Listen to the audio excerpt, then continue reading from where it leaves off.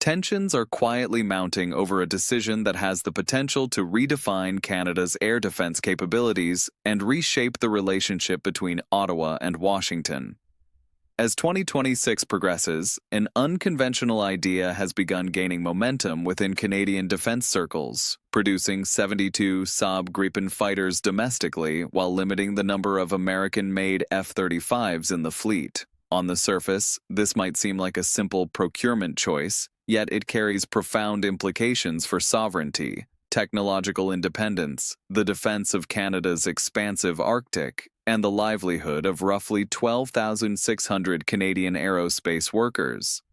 Proponents see it as a way to regain industrial autonomy and strengthen national defense, whereas critics warn of the risks it poses to diplomatic and military ties with the United States. The central question is whether a blended fleet could provide superior operational flexibility compared to relying solely on a single American platform, while also reinvigorating Canada's aerospace ambitions. By early 2026, this debate had escalated into one of the most significant discussions about Canadian military strategy since the creation of NORAD in 1958. Historically, Canada's options in fighter procurement were largely binary. Either deepen integration with the U.S. defense ecosystem, relying on American hardware, logistics, and software networks, or risk watching domestic aerospace capability diminish as foreign off-the-shelf purchases became the norm. The tension between maintaining sovereignty and ensuring interoperability has shaped procurement decisions for decades, often compelling Canada to choose alliance cohesion over domestic industrial growth. That long-standing dilemma took a new turn when a proposal reached Prime Minister Mark Carney's government on January 14, 2026. The plan advocated for a dual fleet structure, assembling 72 Swedish Saab Gripens in Canada while maintaining a smaller, specialized contingent of 30 American F-35A Lightning II fighters. Instead of forcing a choice between two very different platforms, the approach sought balance, preserving operational superiority through access to fifth-generation stealth capabilities while simultaneously fostering domestic production and technological control. Under this strategy, the 30 F-35s would perform missions requiring the highest level of stealth, networked sensor integration, and compatibility with U.S. and allied forces. Meanwhile, the 72 Gripens would take on daily patrol duties, Arctic sovereignty missions, maritime surveillance, and rapid interception operations. This configuration allows Canada to retain access to cutting-edge combat technology while mitigating reliance on foreign-controlled logistics and software systems, giving the country more autonomy over maintenance, updates, and mission programming. The implications of this decision go far beyond aircraft selection. Modern fighter operations have shifted dramatically from the era of the CF-18 Hornet, where success depended primarily on engine performance, agility, and structural durability. Today, the true determinants of combat effectiveness lie in digital networks, artificial intelligence, and integrated data flows linking aircraft to satellites, command centers, and logistics platforms. Radar functionality, mission libraries, and maintenance schedules are all increasingly software-driven. In this environment, operational supremacy is determined not only by the aircraft itself, but also by control over the supporting digital infrastructure. The F-35 exemplifies both the promise and the challenges of this new era. Its stealth design, advanced sensors, and ability to provide near real-time battlefield awareness make it highly effective in contested airspace. Yet this sophistication comes at a strategic cost. The aircraft relies on the ODIN Global Logistics Network for maintenance updates, mission data, and system coordination, all controlled predominantly by the United States. While this arrangement ensures interoperability with American and allied forces, it also introduces potential vulnerabilities. If access to software updates or critical mission data were ever disrupted due to political tensions, trade disputes, or policy shifts, Canada's ability to operate its air fleet independently could be compromised. The debate over technological dependence became more pronounced during discussions in 2025, when allied nations began scrutinizing the degree to which defense systems are tethered to foreign-controlled software. Although no deliberate operational kill switch exists in the F-35, the controversy underscored a broader reality. Modern military power is as much about who controls the data and software as it is about the aircraft themselves. This recognition has driven Canadian planners to consider a mixed fleet as a means of reducing dependence on external networks while maintaining high-end combat capability. In practice, the mixed fleet strategy envisions the F-35s executing high-intensity missions where stealth and advanced sensors are critical, while the Gripens assume responsibility for routine sovereignty patrols, Arctic missions, and rapid response tasks. The Gripen was designed with flexibility in mind. Its software can be modified locally, sensors can be integrated independently, and updates can be implemented without foreign oversight.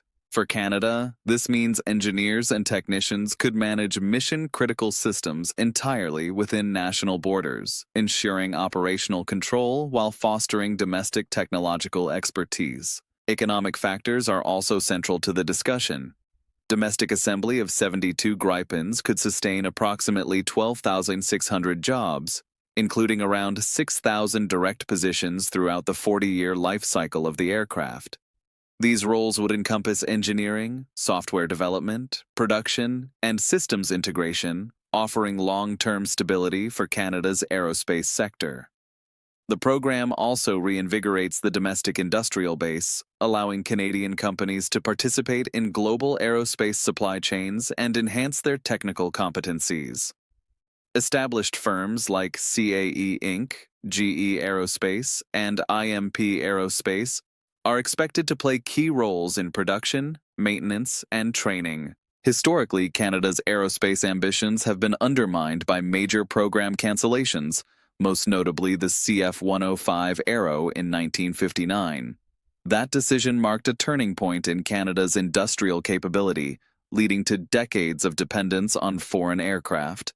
The proposed Gripen assembly program seeks to reverse that trend, rebuilding domestic expertise and ensuring that defense investment strengthens national technology and operational independence, rather than relying entirely on external suppliers. Operational considerations further underscore the value of a mixed fleet.